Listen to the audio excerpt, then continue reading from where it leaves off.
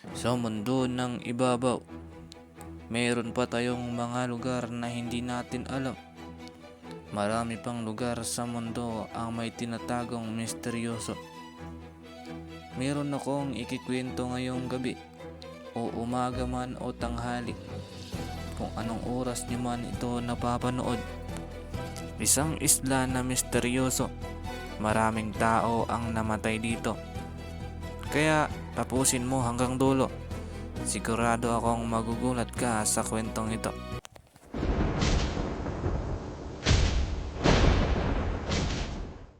Noong unang panahon ng Black Death, ginamit ang Pubiglia bilang quarantine island. Lahat ng pinaghihinalaang may sakit, dinadala dito. Kahit hindi pa sigurado kung infected. Pero ang mas nakakatakot, kapag may sintomas ka at dinala ka sa lugar na yun, hindi ka na makakalabas ng buhay. Libo-libong tao ang naiwan dito hanggang sa sila ay mamatay. At ang mas nakakatakot pa dito, ang iba ay sinusunog ng buhay para mapigilan ang pagkalat ng sakit. Sinasabing higit sa 100,000 katao ang namatay sa isla dahil sa dami ng namatay dito.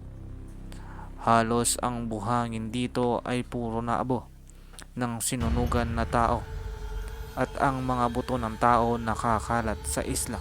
May mga nagsasabing kapag tumapa ka dito, para kang nakatapak sa kaluluwa ng nakaraan. Lumipas ang panahon at ginawang mental hospital ang isla. Dito pa nagsimula ang isang madilim na kwento. May isang doktor na nagsasagawa ng mga eksperimento sa kanyang mga pasyente. Napakasama ng doktor na ito. Wala siyang awa. Wala din siyang konsensya. Wala siyang pakialam kung mamatay ang pasyente niya. Hanggang sa isang gabi, sinasabi niyang may nakita siyang mga multo. Yung mga multo ng mga namatay na tao sa isla.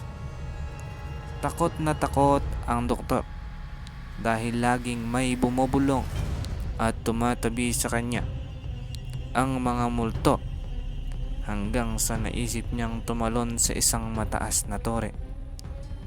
Pero ayon sa kwento ng isang pasyente, hindi daw agad namatay ang doktor.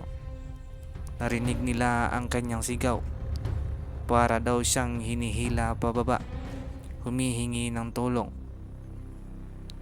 Hanggang ngayon, sarado ang isla sa publiko. Walang permanenteng nakatira doon. Wala ring gustong magtrabaho doon.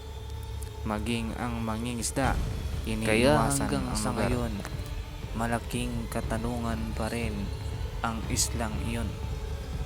Dahil ang katawan ng doktor ay hindi nakita. Saan kaya napunta ang katawan ng doktor na iyon? Mapasa ngayon, hindi pa rin alam kung saan napunta ang katawan ng doktor na iyon.